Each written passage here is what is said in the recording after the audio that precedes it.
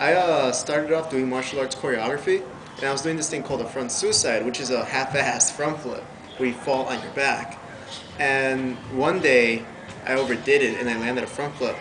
So ever since then, I thought to myself, I could do a front flip on accident, so that means if I try, I could do it on purpose. So ever since then, I've been trying to do flippy stuff. And then I came to the university, and I saw tricking. What do you guys do? You do flips. I'm in.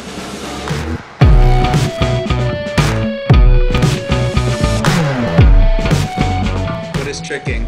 If a random passerby were to see it, it'll look like backyard gymnastics, but if you ask an actual tricker, they'll most likely define it as martial arts tricking.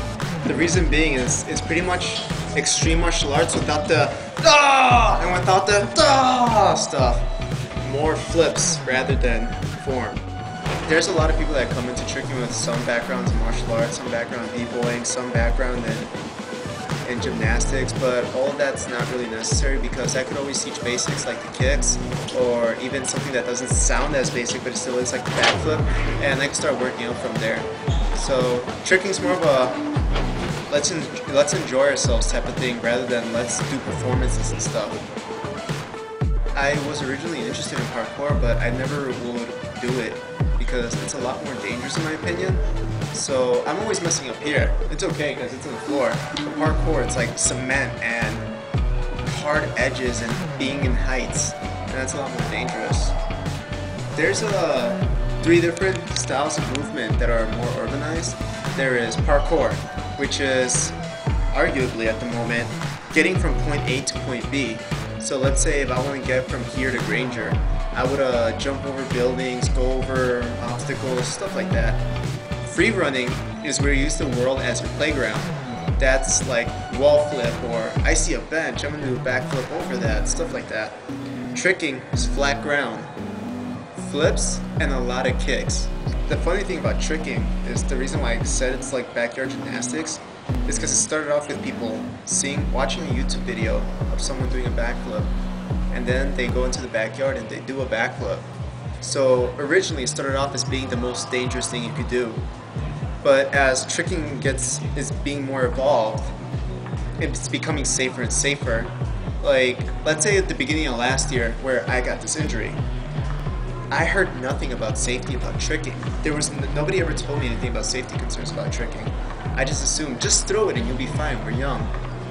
But now, people are starting to get smarter about it. Now there's video tutorials on how to strengthen your ankles to make sure that if you were to mess it up, it wouldn't be as bad. They're teaching you tips on techniques on how to land everything safer. And we're learning a lot of new spotting techniques, like for the backflip and the back handspring spotting techniques. We just barely learned that this year.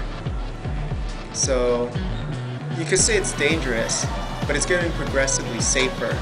There's the flipping route and there's the kicking route.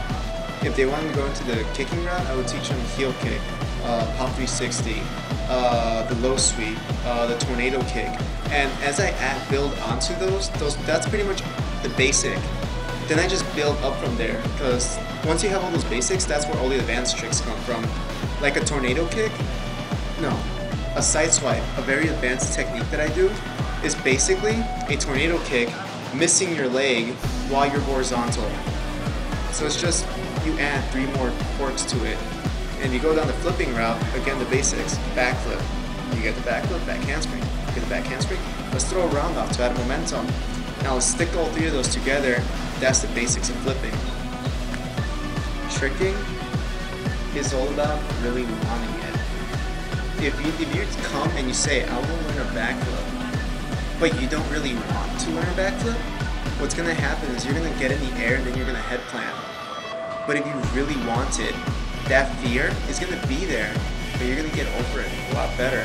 That's all you really need in the end to survive in this. It's just, you want it, and you really want it.